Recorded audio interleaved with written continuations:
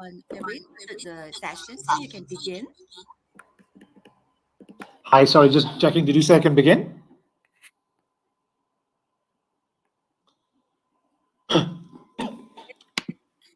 Hi, Melissa, just checking. Can I Hi. begin? Yes. Hi. Hi, Prantik. I'm so sorry. No Yes. worries. Here I am. Hello. Good morning, everyone. Oh my God. I'm so sorry. I want to introduce you first to all participants. Can I? Sure, of Is course. it Thank you. okay? Thank you very much, Prantik, for wait on me. Okay, so guys, we have Pak Prantik Mazumdar. He's a founder, Happy Marketers, Singapore. He's an entrepreneur and venture investor and acts as a digital transformation catalyst in organizations to drive change, growth, and impact. After graduation, he started his career with the Singapore government to drive international trade promotion for the country. He started his entrepreneurial journey with Happy Marketer in 2011, where he spent a decade scaling up one of the most awarded independent digital marketing services firm before a successful exit to Dentsu International. He is a regular columnist, and in 2015, he was recognized as one of the top 50 most influential marketers in the world. So he's awesome. Thank you very much, Pa Prantik, for being here. You can start your session. Enjoy, everyone. Thank The you so stage much. is yours. Thank you. Thank you so much, Melissa, for this kind and wonderful invitation and introduction. And a very good morning. I'm presuming most people are joining in from Asia, so very good morning to everyone. I am Prantik, and in the next 15 odd minutes, what I'm going to do is talk about a topic that's very close to my heart, which you might see in the title, which is CX or CXM, customer experience. And let me, what I'll try and do is I'll kind of unpack uh, what that really means, because it can mean different things to different people. And I'll share 5 key principles for digital marketers, business leaders, to kind of think about whether it's for your own business or whether it's for your client's business. So allow me to share my screen, and I will get started in a minute. All right, I presume you guys can see my screen. I'm going to make it full screen. So, right. So, like I was saying, I mean, to me, today doesn't matter which business you are in. You could be in a large FMCG, you could be in a large B2B company that sells engines or machines, or you could be in a fintech startup. Customer experience is quite a broad, overarching term. CXM stands for Customer Experience Management. And at the end of the day, as the word kind of implies, the key word here is customer experience. No matter what business we are in, product or service, it is important that we provide good, delightful, meaningful, relevant, personalized customer experience to our customers, right? I think that's a no-brainer. But I think to be able to do that in a meaningful manner, in a technology-enabled fashion, which is scalable, I think that's where one needs to give a lot of thought. And what do I mean, right? Maybe sometimes to understand the principle, you need to look at certain mistakes that many businesses make to kind of understand when your customer experience isn't right. So I'll give you a couple of instances, right? So for example, if you're, if you're on Instagram, let's say, right, you're on Instagram, you're checking out some pages and some ads come up. And sometimes have you noticed that you might just see an ad of a product that you had just purchased on an e-commerce website like Amazon, Lazada, Shopee, maybe just yesterday or maybe just today, this morning. So that isn't really good customer experience because you've just bought the product and here's the company showing you the ad of the same product, right? That means the customer doesn't have real-time updates that, hey, you know what, me, the customer Prantik, has already purchased this. Why waste an ad impression by showing me the same product? Maybe you can show me a adjacent product. Or maybe you can just sometimes say, show me an ad which says, thank you, Prantik, for purchasing this, right?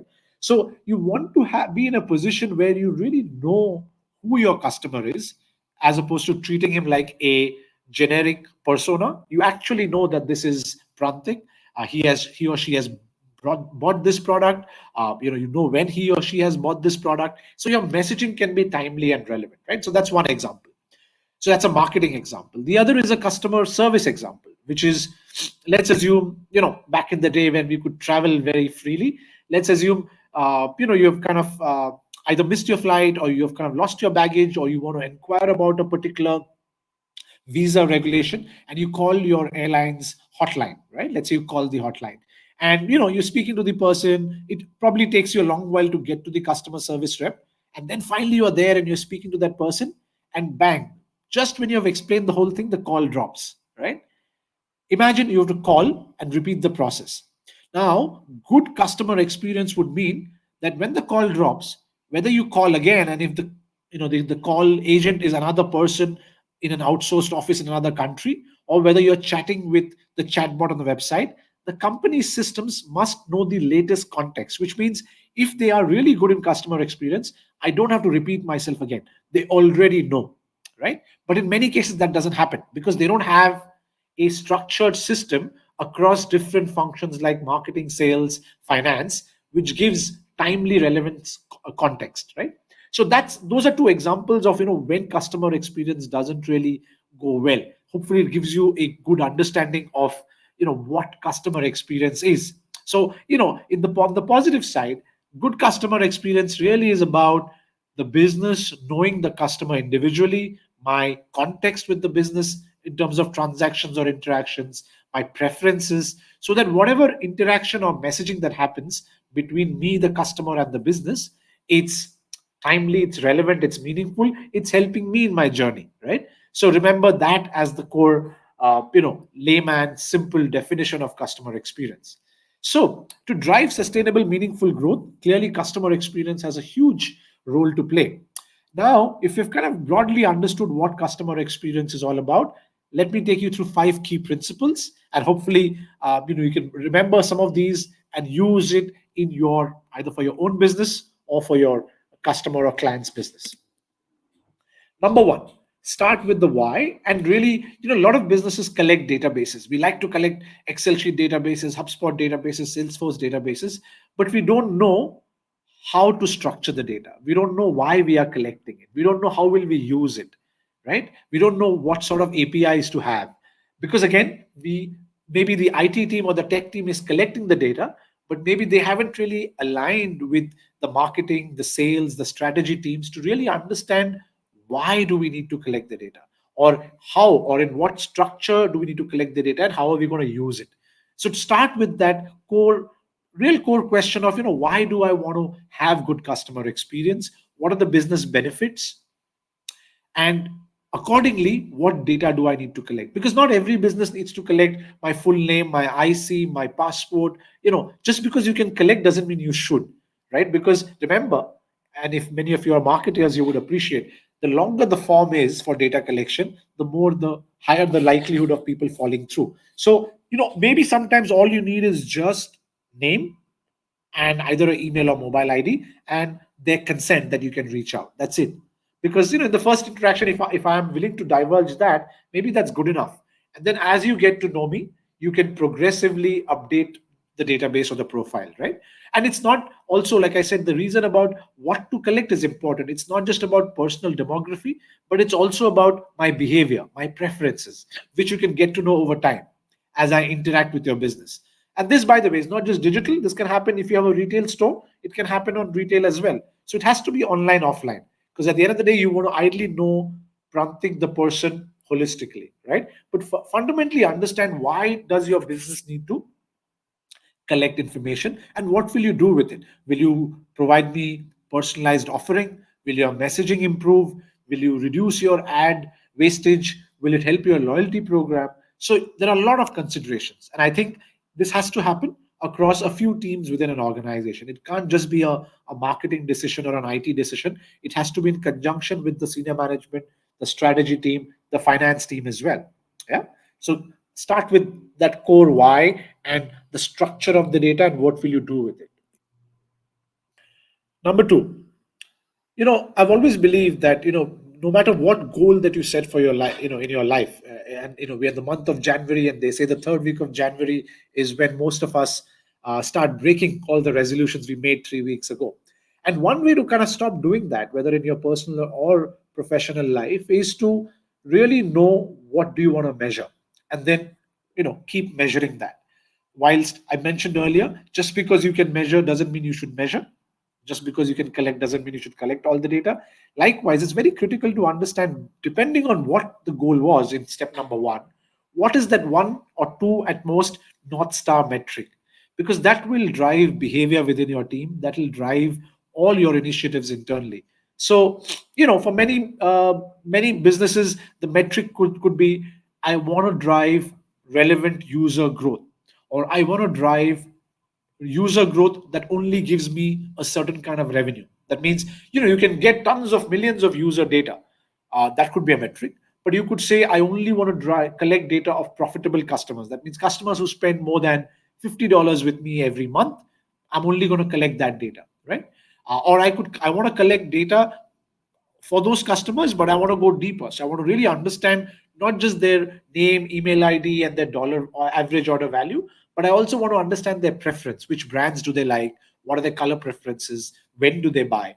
So depending on what metric, what is that one or two North Star metric that you want to focus your business on, I think use that as a catalyst for change. Make all your decisions basis that catalyst. So for example, right, like I said, you're a fintech business, new business, you're probably looking at, scaling up quickly. Doesn't matter. I just want to drive real user, unique user data. But if you're a loan or a credit card division in a bank, you're looking for a certain profile, maybe the high net worth individual. So you're looking at a certain cut, right? So decide depending on the business you are in or the stage of growth you are in.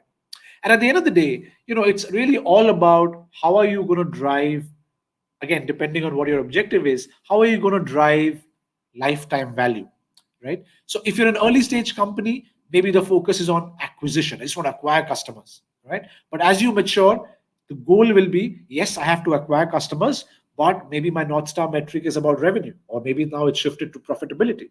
So I need to drive over time stickiness, good NPS scores, customer lifetime value. Because eventually, as you mature as a business, all businesses will want to measure CLV, customer lifetime value.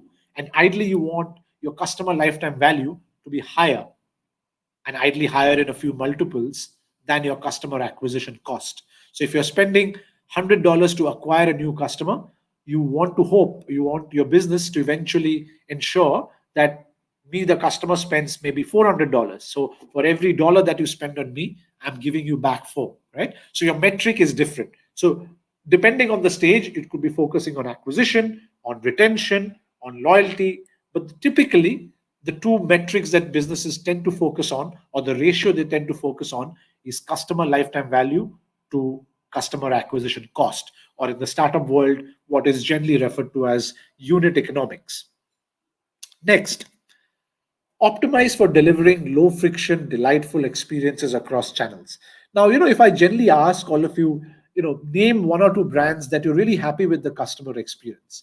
I don't know, what are some of your favorites, but for me, and feel free to write that in the chat, right? For me, Amazon. I really love the Amazon experience because it's mobile friendly. I love the one-click purchase. It's like sometimes I'm like, I didn't even think and I bought it. I'm not sure if it's a smart thing as a customer, but for Amazon, like, wow, the recommendation engine is good. So I get to see personalized books and personalized, inventory. I get to buy with one click. Their EDMs are personalized. The messaging on social media is personalized. So whilst I think their design, etc., can be much better, but I think the experience in general, I've quite liked it. Likewise with Netflix, I've quite enjoyed it. Likewise with certain content publications such as Financial Times or Wall Street Journal, I think I've quite enjoyed their, or New York Times, I've quite enjoyed their personalized. They understand that depending on what I'm reading and what I'm paying for, the content keeps changing, right? So, and I think what's important is you want to ensure that this happens no matter what channel am I using. If I'm using search engines, WhatsApp, if I'm using social media, in the ideal world, you need to ensure that there is a process to collect the data and stitch the data so that your business has a good 360 view about me. That prompting the individual, which channel does he experience my business mostly on which day, what sort of content does he like, how much does he spend, is he a credit card payer or is it a PayPal payout, right? So depending on that, a lot of things can be personalized, and you can remove a lot of friction, right? At the end of the day, you want the customer to come, whatever time he or she spends, it should solve the purpose, it should hopefully make him or her happy, and move on. And so that if the journey is fruitful, chances are the customer will obviously have a good experience, give you a good NPS score, maybe become an advocate, and recommend your business to other friends and other colleagues, which will ensure that hopefully his friends or family become new customers, and your customer acquisition cost goes down because you're not spending advertising dollars to acquire new customers. It's going to happen organically, right? So try and see, look at the whole process, try and understand the customer, and see what data points do you need to collect to understand the customer. And then through surveys, through discussions, through analytics, through a mixture of all of these, understand what is the customer journey, right from when someone is discovering your brand through friends or word of mouth or on a Google search, to them landing on a landing page, to them browsing, to them going away, to them coming back again, right? So through analytics, you can actually understand the customer journey quite well, and then see what are the roadmaps that may have come across simply because of legacy issues, and how do you remove some barriers, right? And is that improving customer NPS scores? Is that improving the North Star metric that you decided, which could be acquisition cost or which could be average order value, right? Number four, how do you do that? So one approach that I found is most businesses, what they typically do is that, any sort of improvement, they start saying, okay, this is the system that I have, this is legacy. Okay, let's put some bandages, let's fix some of those barriers. Now that's one approach. But the approach that I've seen to work better is to basically say, hey, let's take a zero-based budgeting approach. That means let's forget the baggage for a moment. Let's create a skunk works team. Let's create an agile team and figure out, what if we were to build this from scratch? What would that look like? And bottom up, right? What would that look like in terms of data collection, in terms of our architecture, in terms of our data identity management, in terms of our CRM and personalization, and in terms of our UI and UX, right? What would that look like? Sometimes, if possible, you might want to have this alternate zero-based budgeting discussion with your bosses, your teams, saying, what if we were to rebuild? Is that a possibility? Than just adding patchwork and layers onto legacy systems. Now I understand sometimes it's maybe difficult to create something from scratch, but sometimes it's also about political will. It's about doing that cost benefit analysis to see, does it make sense to just doing patchwork, because maybe the patchwork is going to have lags, maybe it's going to have API integration issues, maybe the new homepage looks great. I don't know how many websites have you come across. I've seen many old banks or airlines or government websites where the homepage is nice and new, but suddenly as you click and go to a couple of pages, you're back to the Internet Explorer 1995 website, right? You don't want that, because that's not going to really help, right? So try and see if it's possible to have a bold approach, to start with a zero-based budgeting, fresh approach. You want to have a full stack which is relevant, and it's going to make you future ready. Lastly, the question of who is going to do it. All this sounds easy, but it actually is a long marathon.